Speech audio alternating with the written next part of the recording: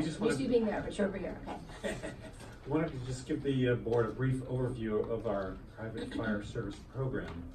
So private fire service is a line that's connected to our water system that's for the specific purpose of providing water for a private hydrant, private fire sprinkler system, or other fire protection device. We have about 1,300 private fire services in our system. A private fire line cannot be used for any other purpose other than fighting fire or also for testing the equipment. If they do use it for testing the equipment, we do have a bypass meter on the connection, and we read those bi-monthly. And those rare occasions wherein water is used for something other than fire protection or testing the fire line, we'd like to put an enforcement program in our code, so we'll be bringing that back to the board.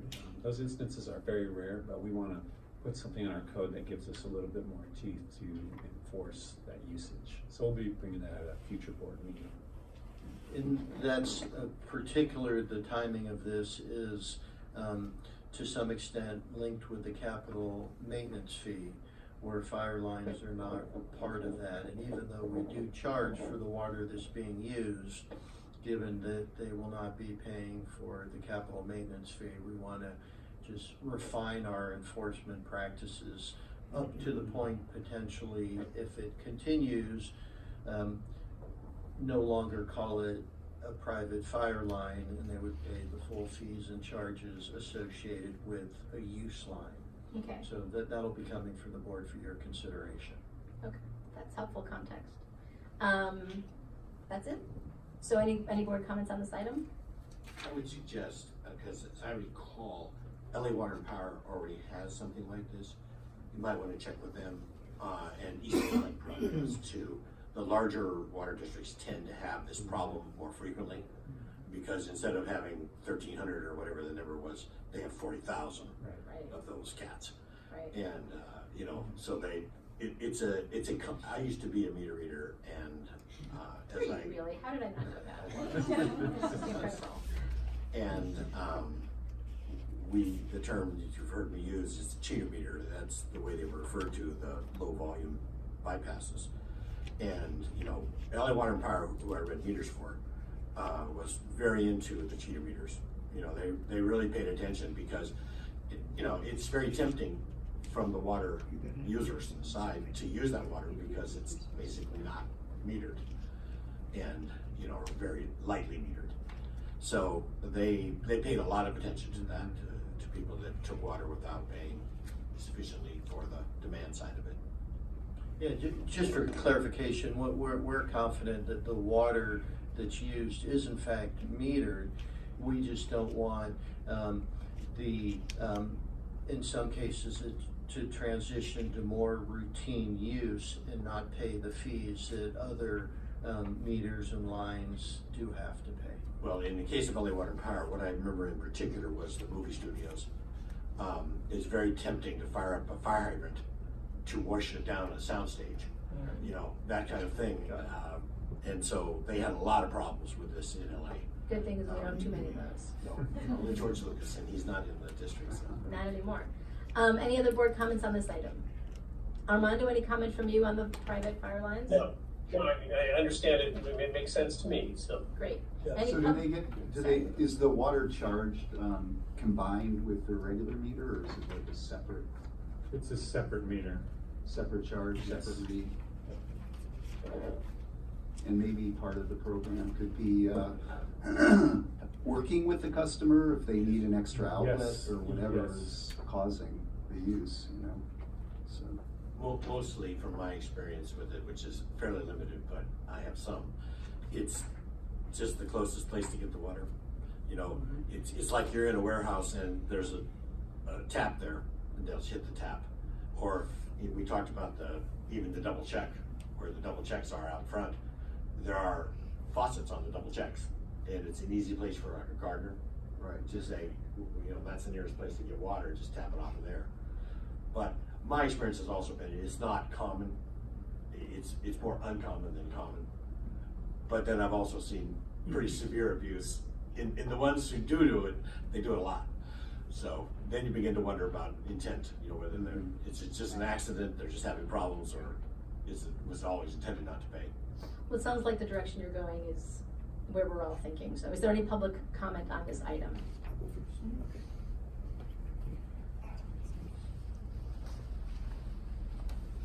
Yeah, Paul Primo with Cost again. I'm really confused by some of the statements that are made in this particular document. It says, for example, the water system infrastructure is not designed to accommodate ongoing demand from these services. And therefore, you've exempted them from the watershed fee and the CMF.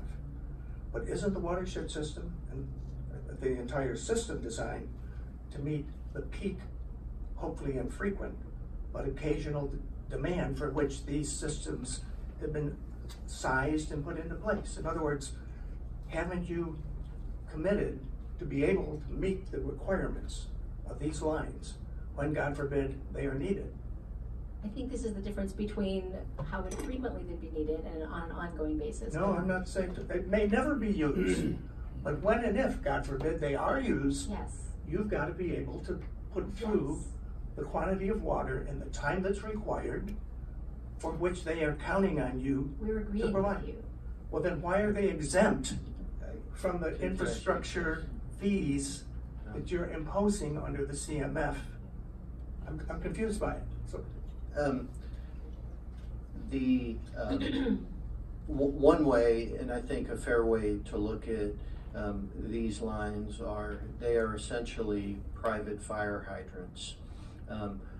When a fire hydrant is used or this line is used in a fire, very infrequently, and yes, it would draw down at the tank that's supplying the hydrant or this line by a small amount. These are very different than the need to size infrastructure all the way back to the water supply we have to provide water service to our customers in the peak demand period that's ongoing in August, September, October months. That is the basis of the design of the infrastructure of our water system. The very infrequent short-term use in the case of life safety emergencies does not materially impact the overall design of the system. Yes, we have to ensure we have adequate pressure in that scenario when we work with the fire departments to ensure that through our fire flow program. So we do that, but these do not drive the overall expected demand during the peak demand season like consumption does in our system. And how we're approaching this is a very common practice in the industry, not looking at hydrants, not looking at lines in the same way that you look at consumption meters and consumption demand on the system. so I guess you're saying they won't be needing them in the peak demand time of the year. The system is designed, you're telling us, to meet the peak demand in seasonal periods. My demand at home is pretty much invariant. I use 5 CCF every billing period. I don't know what the implicit capacity that's built into your CMF calculations is imposing upon my meter. But these folks are imposing a demand, not necessarily other than in the peak season. It could happen at any time. And it's not just the local tank that must be providing that service. I would claim it's your full infrastructure.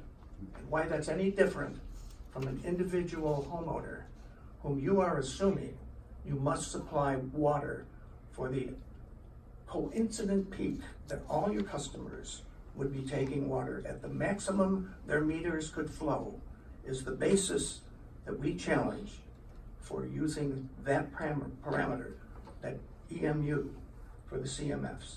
Do it on a usage charge. You can get the money, $1.65 per CCF, 0.2 cents a gallon across all your customers will get you that $16.5 million a year. This is another example of why it is flawed. The logic isn't there, and I don't think it's defensible. Thank you. Any other public comment on this item?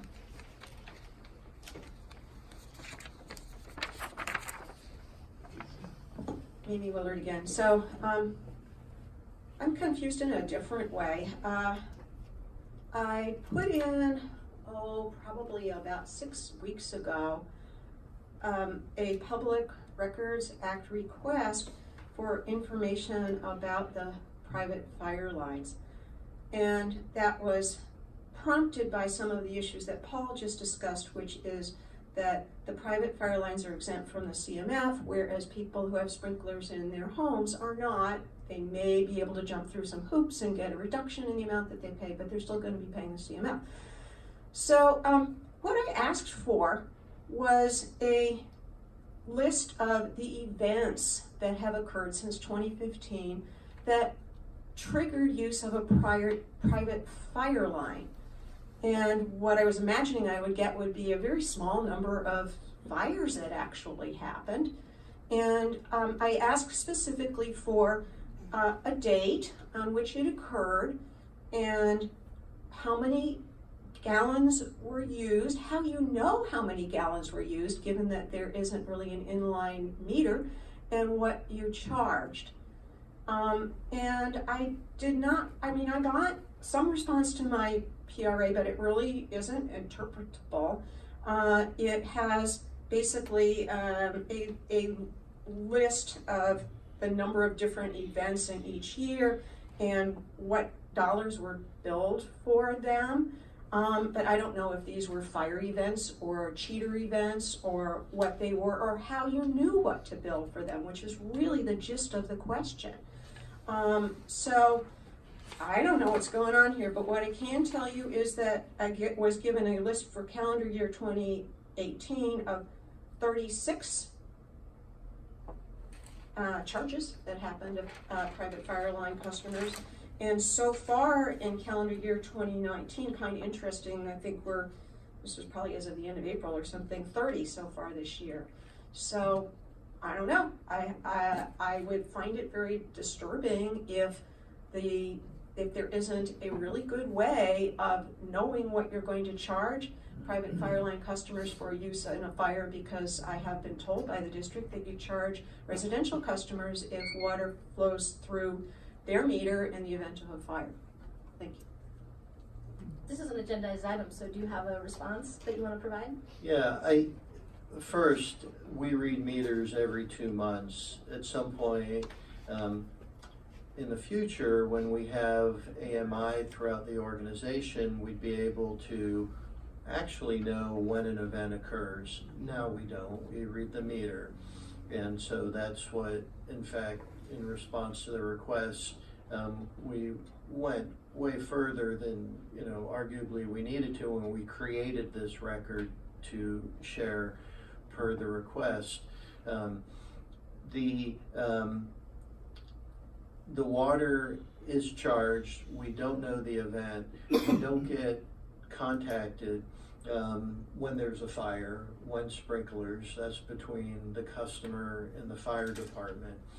So the intent going forward, and as you heard in this item, we are going to be, particularly in context of the new CMF fee going forward, developing an enforcement practice and policy that will not only have teeth, but will be a bit prescriptive in how staff looks at these events, looks at a meter. Is this an ongoing issue? Is this a one-time issue? And start ensuring that the behavior, and we do think that a fair amount of this usage is likely a gardener that may come once a week and hook up a hose bib, and that is not legal per our code, and we're going to be addressing those instances. I just want to point out, if we've got 1,300 of these services, they get billed 6 times a year. That's 7,800 billing processes or events. So there's been 36 in 2018 or whenever you provided that data, there were 36 instances of usage. I think 36 meters that were billed in that calendar year. Some of those meters could have had more than one instance, but that is a sort of granular information that we're gonna use moving forward in context of the enforcement policy So it we're looks gonna be bringing forward. It looks like it's under 1%. Yeah, or even 3%. I calculated it, just the 36 divided by 1,300 is about 3%.